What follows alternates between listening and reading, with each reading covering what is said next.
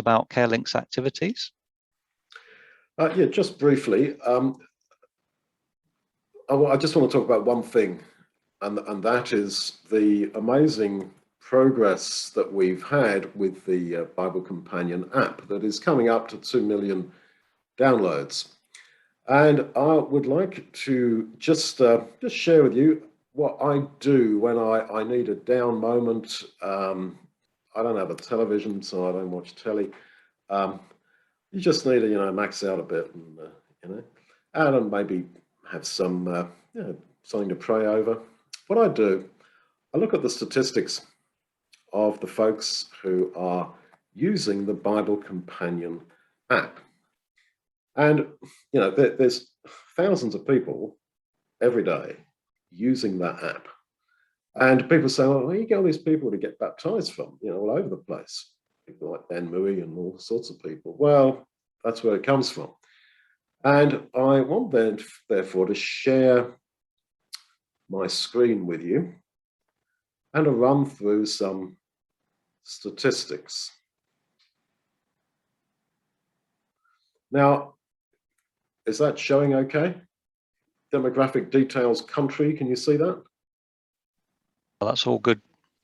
You can see it, yeah. Okay, so this is from just last Sunday on the Firebase stats that I get. I've done it by numbers of users.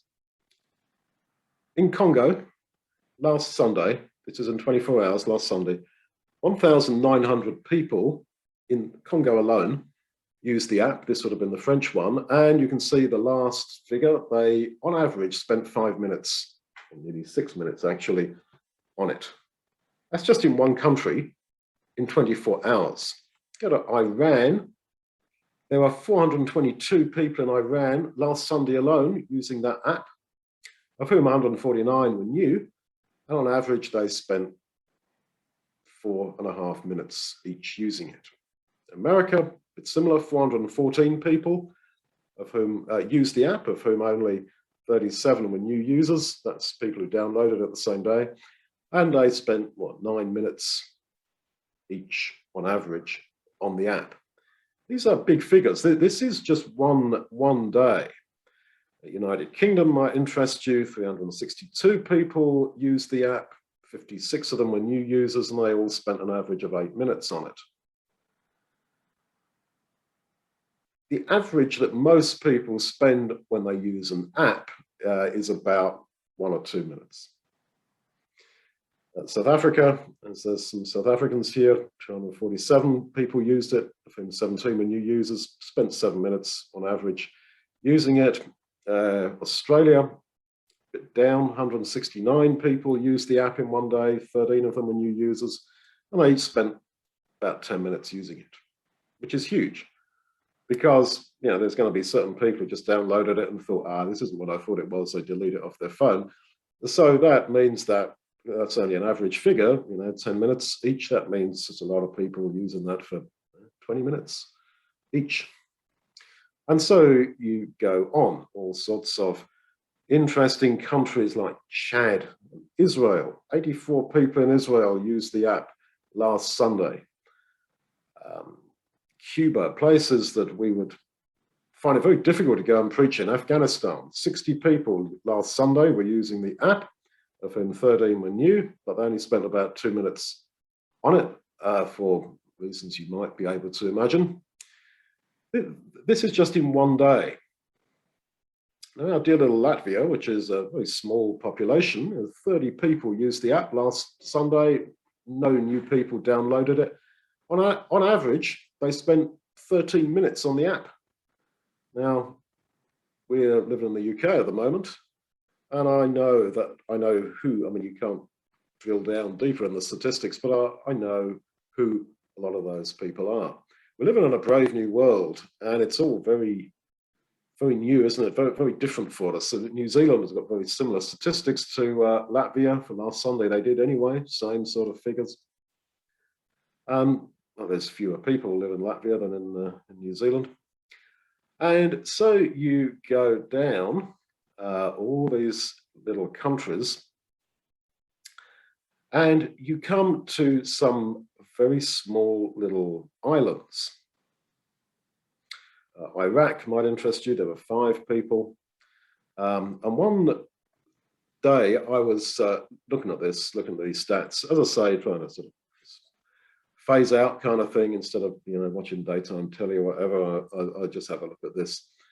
And you know what? One of the countries that flashed up here towards the bottom of the list was North Korea.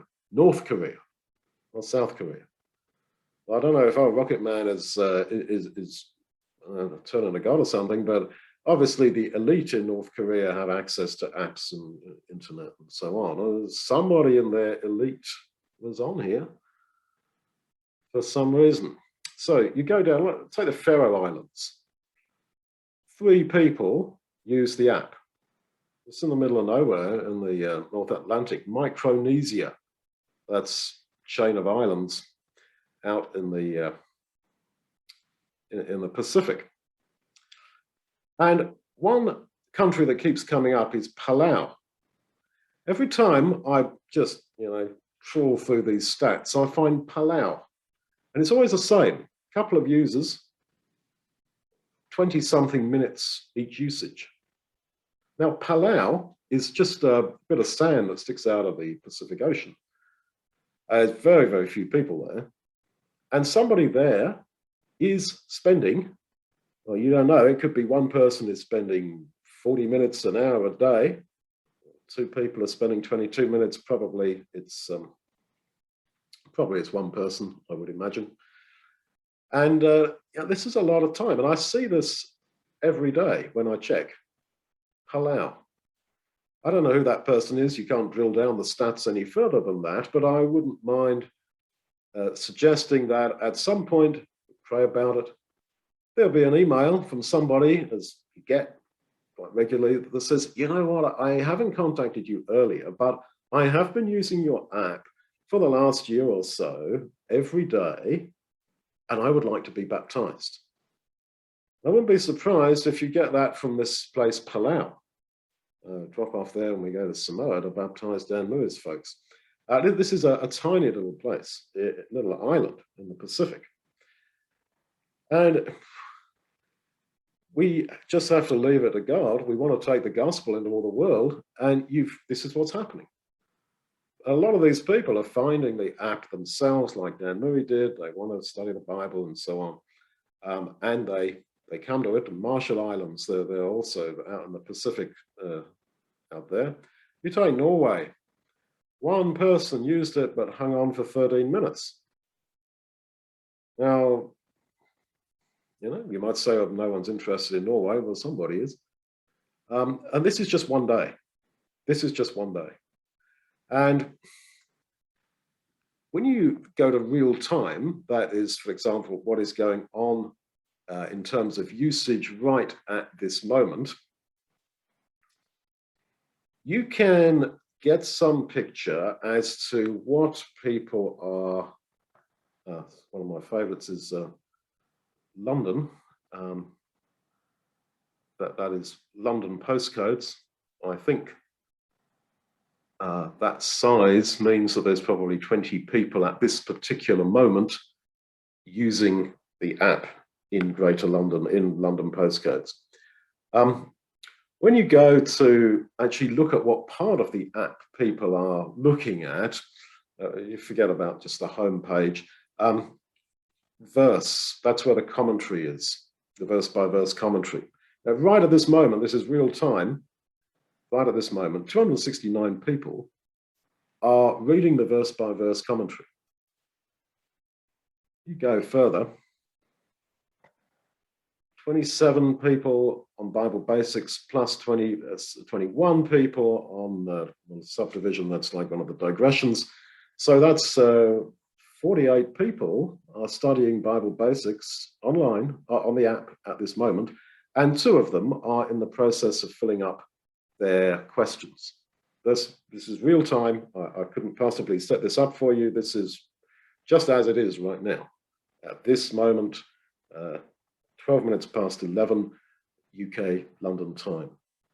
So you play around with these stats as you wish.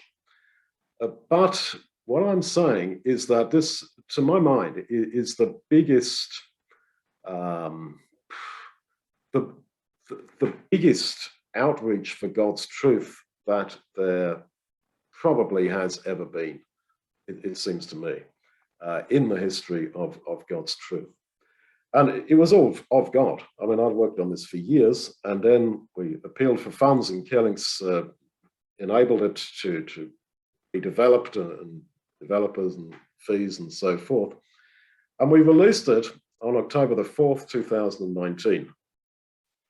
And the pandemic broke out in Wuhan, China, pretty well just that day. And by the winter of 2019, of course, everybody is in lockdown. People are turning to God. People are thinking about God. People are thinking seriously about whatever is happening with the world, and everybody is online. That's God's hand. That's not our device. That is of God's hand, absolutely of God's hand. So we are in this position where we have, getting up 2 million people downloaded that app. People are sending in their answers all the time. I showed you the real-time statistics. We deal with a lot of it by autoresponder because that's all you can do. But every now and again, you're getting people saying, yeah, I've been using your app for ages. You wouldn't know me, but I've been using your app for ages and I'd like to be baptized. And you chat to them like I did to Dan Mui, and I thought, oh, wow. Yeah, this lady knows it all. Well, yeah, because she's been studying. As she said, she opened the app, she got on the Bible Basics, and she was reading it for 24 hours straight, she said. So it's not rocket science.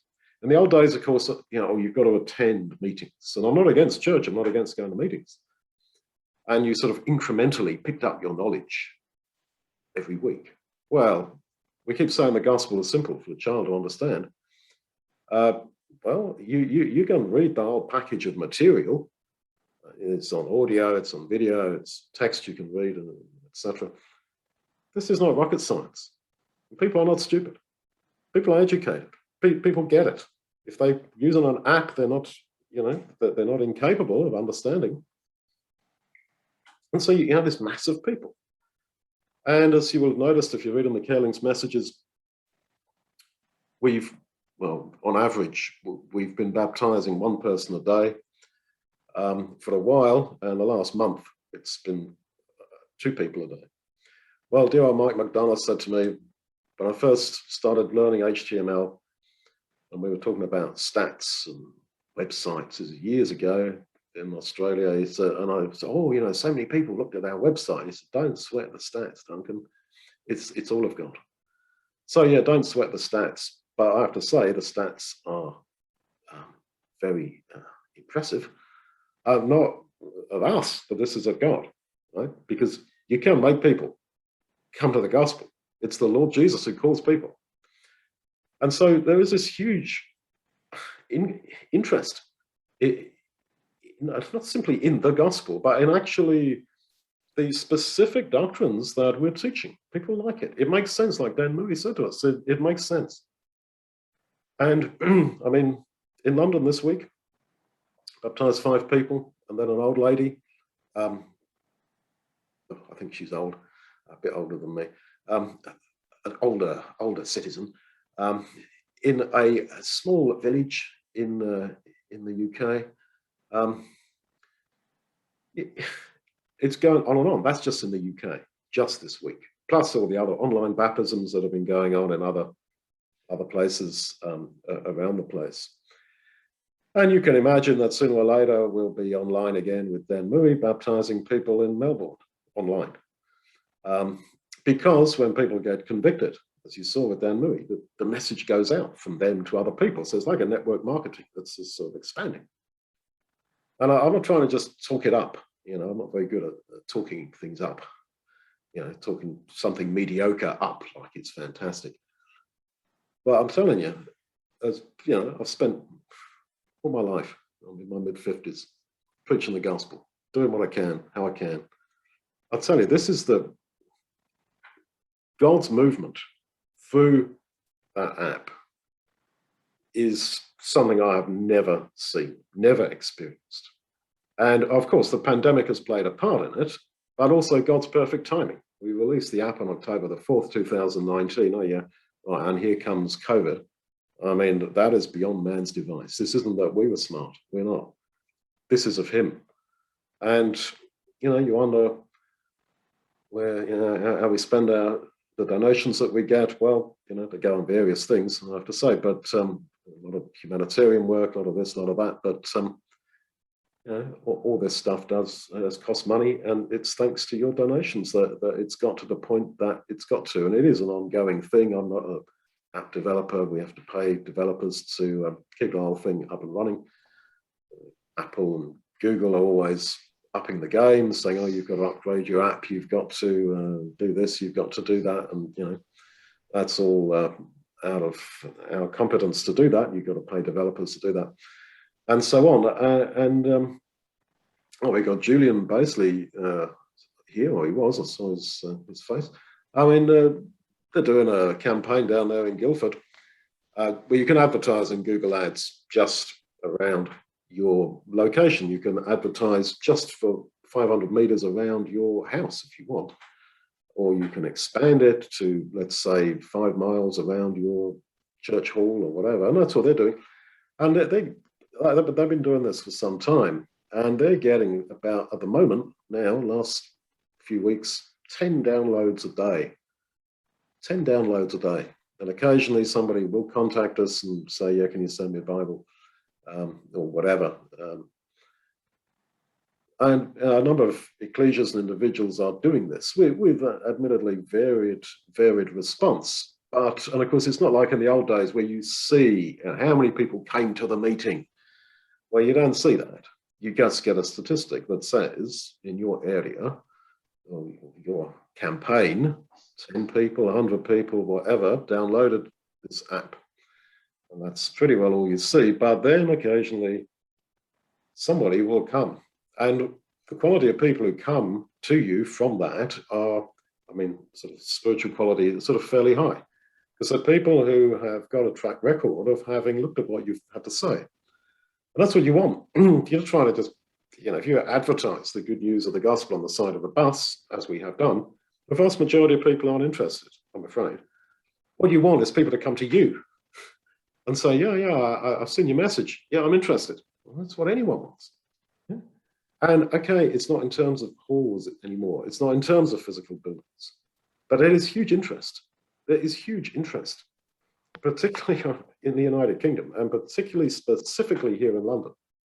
I look at you can drill down the usage stats a little bit more, and out of the whole of the United Kingdom, we got about 70% of our users are in London. Well, that's not because of advertising in London. That's, I don't know. So I've given you a bit of a taster there of what's Thank you, going Duncan. on.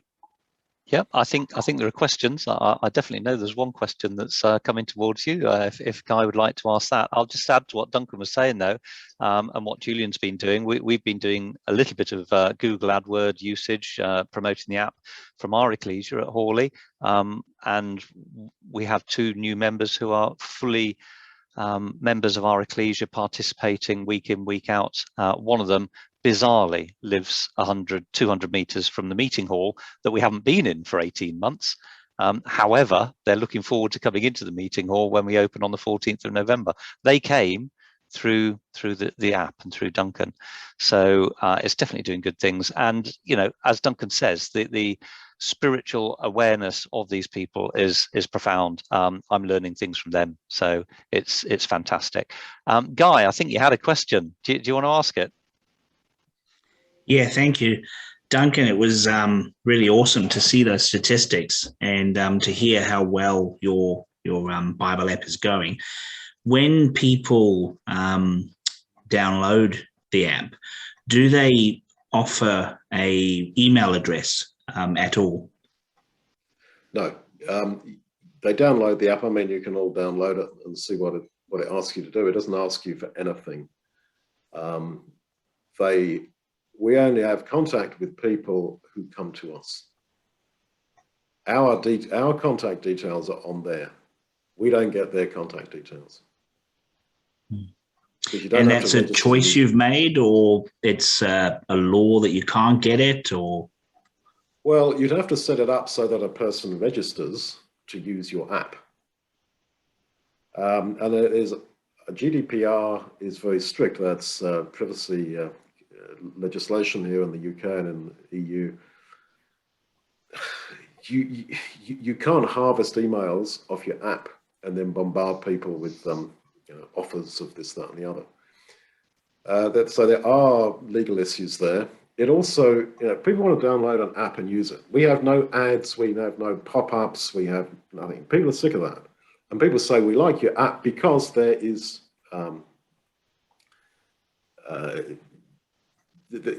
what you see is what you get. I just use it and that's it. There's no demand for money, there's no whatever. Once you start saying, well, you can only use the app once you've registered, you've got to give us your name, your email address, and all this kind of thing. Oh, no, that's another barrier. The other thing is that, frankly, we don't need to.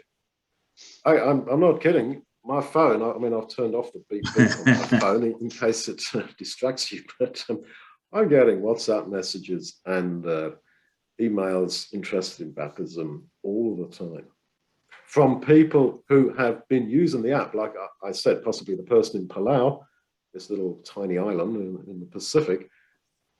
One day it'll be them, I like to think. And people say, yeah, look, I've been using your app. I see your contact details. Look, I'm coming to you. I do want to be baptized, or I got this question. Can you help me? So we're totally, I mean, imagine we are doing 1 or 2 baptisms a day on average. Our team is totally busy, with, if you like, the business coming in, going out trying to find it. Mm-hmm. Duncan, I suppose the key question we're all thinking is what does the app need us to do next? I mean, you talked about developing further things on it. What's in the pipeline, or is it fully functional and there's no further work required? It's actually supporting people that engage through it. And Carelinks just made a really good point. Exactly what we've just been discussing. If you ask people to register, it does actually drive them away from registering. It's a real put off. So actually we get the interest, which is what we're interested in. We're interested in building the interest and people working it out for themselves. As you say, rather than bombarding them with more material. So what is it that we need to do next with the app, would you say? Well, because Apple and Google keep on upping their standards, there's a lot of stuff that you wouldn't see that on an ongoing level needs to be done every few months. They write to all developers or app owners and say, by such and such a date, you have got to upgrade this, that, or the other. Now, you as a user don't see that, but that is particularly Apple are particularly difficult with all that.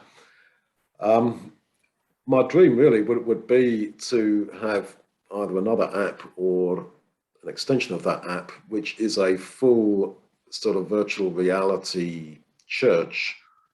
You have seen how, from the stats, how there are hundreds and hundreds of people online using that app at any one time. And what it would be nice would be to develop some sort of environment where everybody has their avatar or whatever, and you can move it around the screen into a church environment, and together watch videos. For example, if you're, there's a guy in Palau and there's a woman in Catford or whatever, watching video, same video about Bible basics or no devil or whatever, no Trinity, why not watch it together? You're watching it there, she's watching it there, get together. And would they be able to interact with each other through the online virtual reality, through their avatar? Well, that's what I'd like to see, yes. I mean, you're only going to... What do you think of the video? I thought this bit was good. What did you think? Nobody actually knows who anybody is because it's all through an avatar. I'm just, Fred **3 from somewhere in the UK. Nobody knows who I am, but it allows some communication and connection.